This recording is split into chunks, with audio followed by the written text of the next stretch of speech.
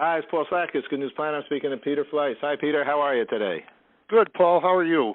Okay, good. This is a big honor for us to speak with you. You're with the Corporate Angels Network. You're the Executive Director, Emeritus, and we're going to talk today about a very kind and giving and loving outreach that your organization, Corporate Angel Network, is doing here with I think another organization, a company or so, but 1-year-old with rare cancer flies to New York City for treatment free. Okay, good news here.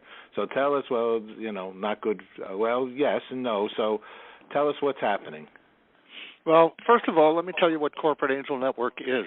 Good. We're a nonprofit. We started in 1981, and we fly cancer patients all over the country to treatment, typically specialized treatment. And we do this by using the empty seats in corporate jets that are already flying the desired routes. We have about a staff of 6 and 30 volunteers, and we work on coordinating the medical travel needs of our patients with physicians, treatment centers, and flight departments across the country to match up their travel needs with the routes that the corporations are already flying. So when they have empty seats and they're flying on a route that our patients need to go on, we ask for an empty seat or two, and we typically get them.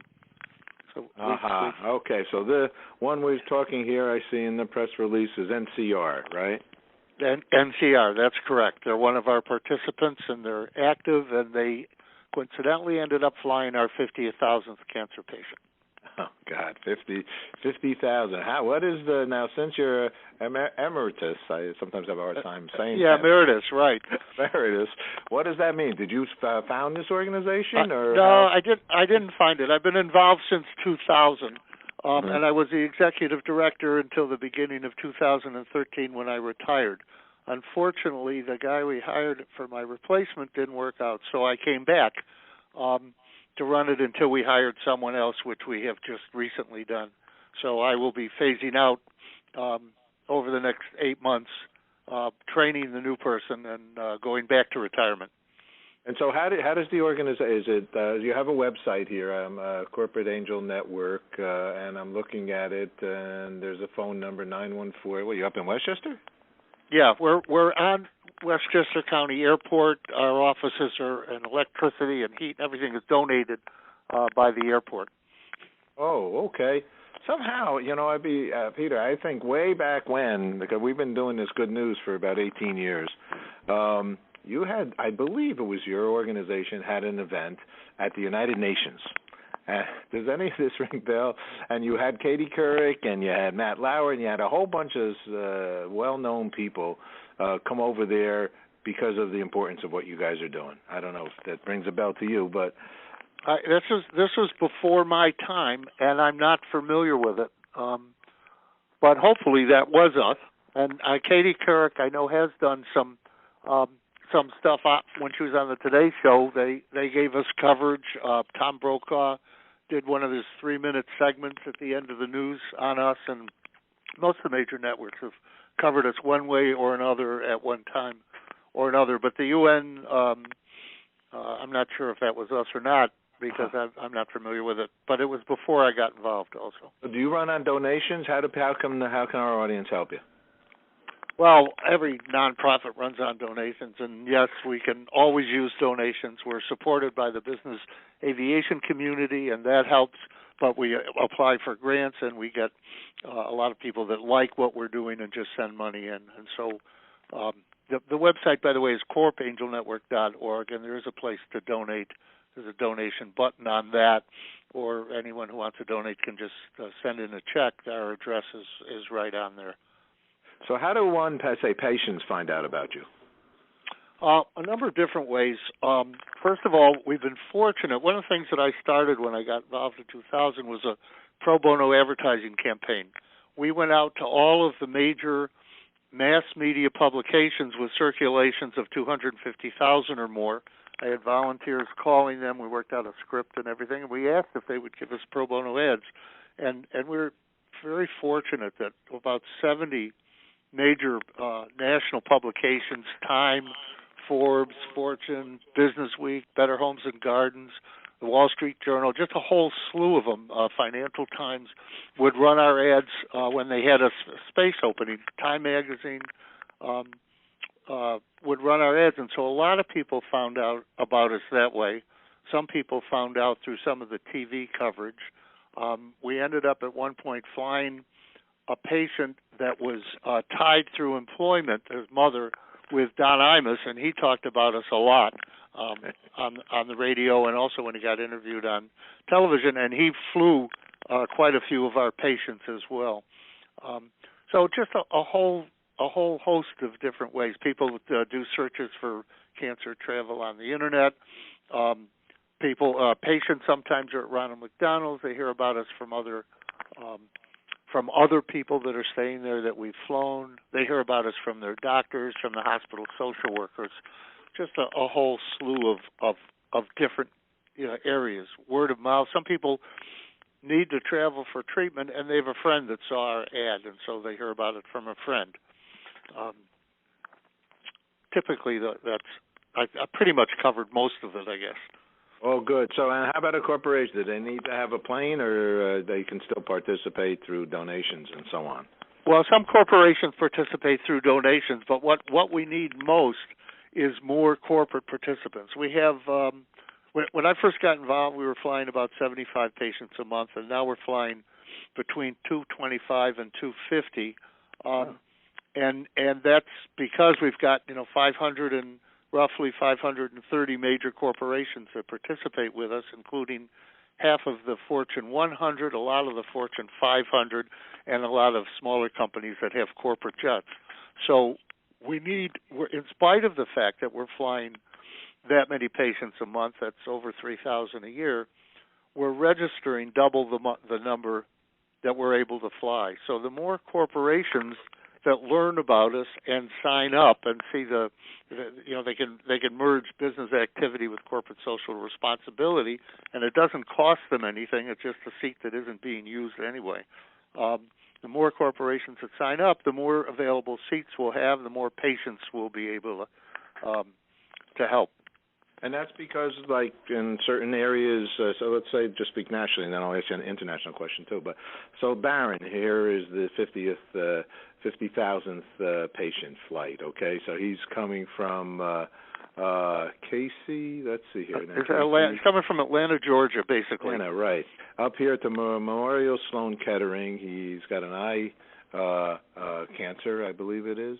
That's right. And the cancer that he has is very rare, and there are only 8 places in the world that can treat it. And it was developed by Memorial Sloan Kettering, so his parents decided that's where he should be treated. The people who actually invented that technology. Aha! What a great hospital that is. So, are you mostly only in America, or do you bring in some international young or older people? And is there an age limit also? There's no age limit. We fly. I mean, we've flown.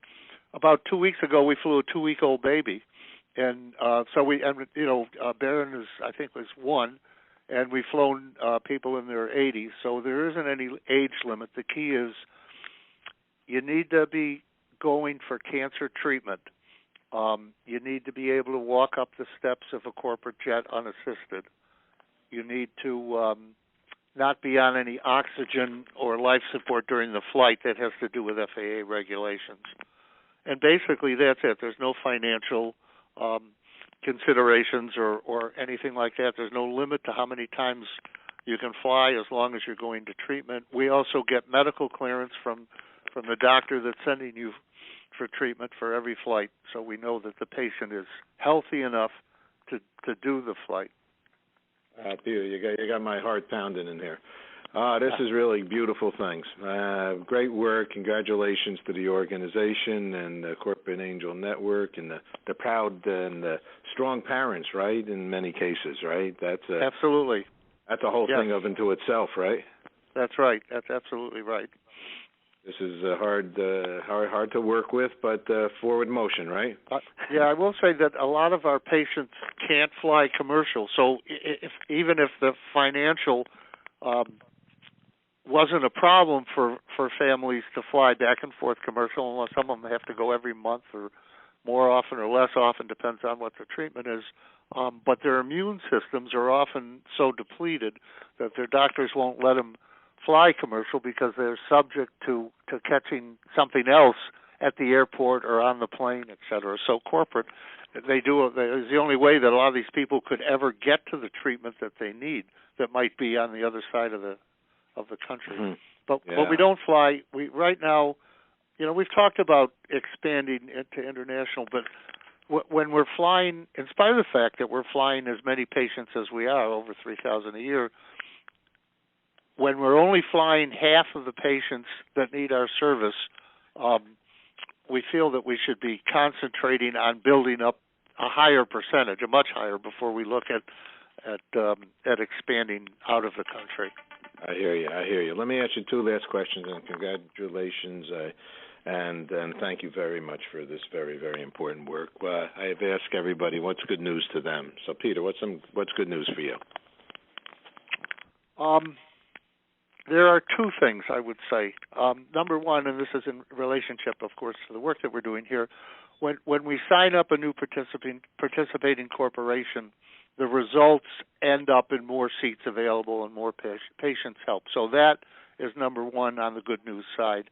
Mm-hmm. Number two is when we fly more patients in a month than we typically fly, because we're helping more patients, and this really, a lot of our patients, I don't know about most, but a good many of our patients they've run out of treatment options at their local treatment facilities, so they have to go to some place that's specializing in a certain type of cancer or a clinical trial in order to get the treatment that's going to save their lives. So those two things, I would say, are good news. Yeah, sure are. And last question, and you guys sure are helping in this world of peace. So we're very involved with the International Day of Peace and very focused on children, actually, and do a whole bunch of kinds of projects around September 21st, which is the International Day of Peace. So I ask everybody, what does peace mean to them? So, Peter, what does peace mean to you? It can be the personal or the business, whatever you want. I'll say it in the business, and the answer is that when we get a letter or a call from somebody that we've transported to treatment, and when we started taking them, they were in stage 4 of some sort of cancer or another, and it didn't look promising, we get a letter or a call and said they're in complete remission now, because we were able to get them to the place that had the type of treatment that could turn their cancer around. So that, to me, that's pretty peaceful.